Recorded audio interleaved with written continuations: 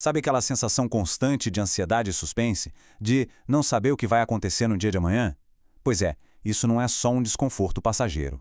Na verdade, como a gente vai ver na análise de hoje, essas emoções são o pilar central de um manual bem sombrio sobre como manipular a mente humana. O objetivo aqui é criar uma névoa tão espessa que paralisa qualquer ação, levantando uma muralha impenetrável contra qualquer tipo de clareza mental ou influência positiva. É uma ideia perturbadora, sim, mas estruturada com uma lógica que beira a genialidade.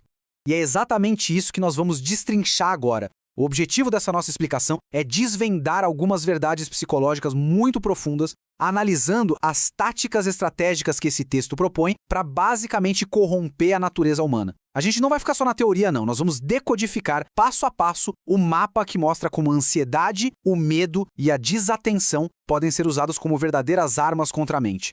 Para facilitar as coisas, a nossa análise vai ser dividida em 5 partes. Primeiro, a anatomia do medo. Depois, a armadilha do futuro. Aí passamos para o foco da atenção. Em seguida, a dinâmica entre malícia real e bondade imaginária. E para fechar, os círculos da alma. Então, começando logo pela parte 1, a anatomia do medo e como a incerteza é usada como arma. Essa primeira tática aposta todas as fichas no desconhecido. Isso funciona que é uma beleza em momentos de estresse extremo, sabe? Tipo o fantasma de uma guerra iminente. Existe uma dualidade muito clara aqui. De um lado, as influências positivas sempre vão tentar puxar o foco para o presente. Afinal, é no agora que a ação real acontece, onde a gente cumpre nossos deveres imediatos.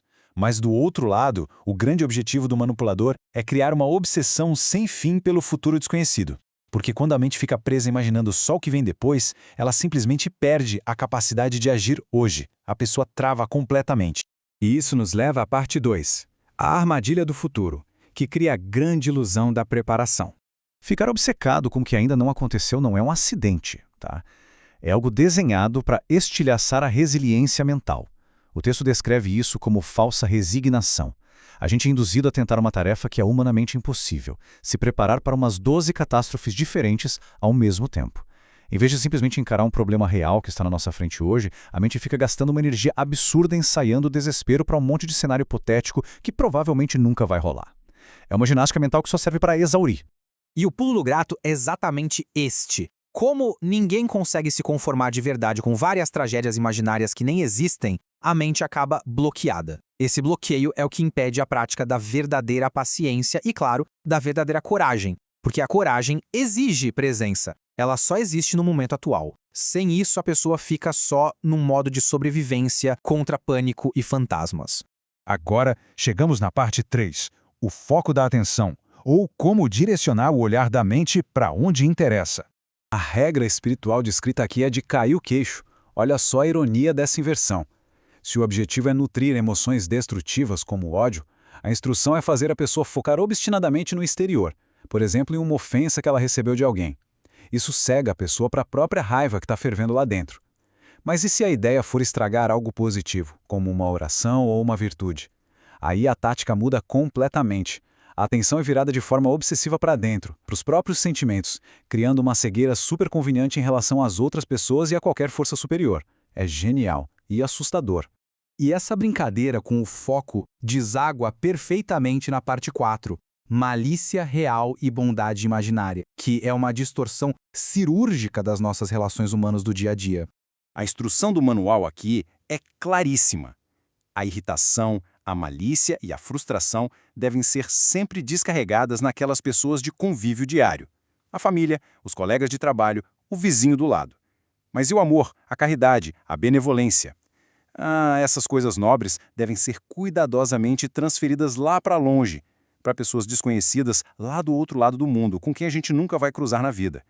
Pensa no impacto prático disso. Através desse desvio estratégico, o ódio vira um hábito diário e real. Todo dia a gente exercita ele com quem está por perto. Enquanto isso, a benevolência fica só no campo das ideias, um conceito bonito e puramente teórico. O grande truque, a grande sacada psicológica dessa manobra é que a pessoa acaba se sentindo o máximo da moralidade e da virtude, mas sem precisar agir virtuosamente de verdade. No fim das contas, a caridade real, aquela que dá trabalho, é inteiramente neutralizada.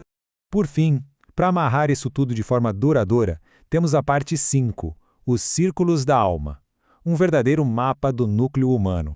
O texto fatiou a arquitetura da mente humana em 3 círculos, um dentro do outro. Bem lá no núcleo, no centro de tudo, fica a vontade. Logo em volta da vontade, formando uma camada do meio, a gente tem o intelecto. E por último, fazendo toda a fronteira externa da mente, está a fantasia, que é aquele vasto campo da imaginação.